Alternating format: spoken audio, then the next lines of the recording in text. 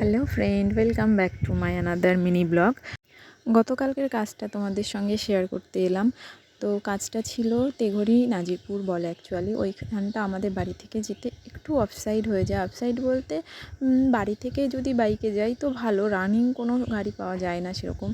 তো আমার হাজব্যান্ডই আমাদের নিয়ে গেছিলো।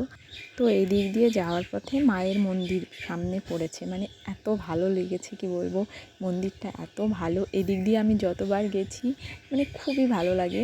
এর আগেও গেছি এমনি মন্দিরের ঠাকুর দেখতে বা পুজোর সময় গিয়েছি। তো দেখো জল কাদার মধ্যে যাচ্ছি কাজ করতে, আর এই হচ্ছে মায়ের মন্দির।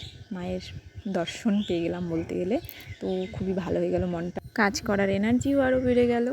আর যেতে যেতে আমরা একটু অন্য সাইডে চলে গিয়েছিলাম, মানে অন্য লাইনে। আমরা তো সেরকমভাবে ব্রাইডের লোকেশন চিনতাম না। ও ফেসবুকে আমার কাজ দেখে যোগাযোগ করেছিল, আর দিয়ে ওর বাড়িটা ঠিক মতন চিনতে না পেরে অন্য দিকটায় চলে গেছিলাম।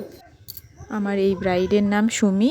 তো ও বলেছিল যে আমার মন মতো করে যেন আমি ওকে সাজাই, শুধু বলেছিল যে ওর ফেসটা যেন চেঞ্জ না হয়, ওর স্কিন টোনটা যেন সেম থাকে, ব্যাস এটুকুই। তো ওর কথা আমি রাখার চেষ্টা করেছি।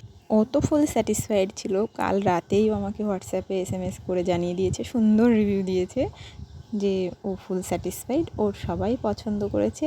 এবার তোমাদের কেমন লাগলো সেটা তোমরা জানিও।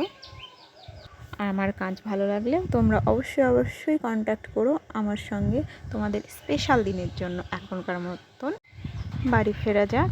তোমরা সবাই ভালো থেকো, সুস্থ থেকো, টাটা।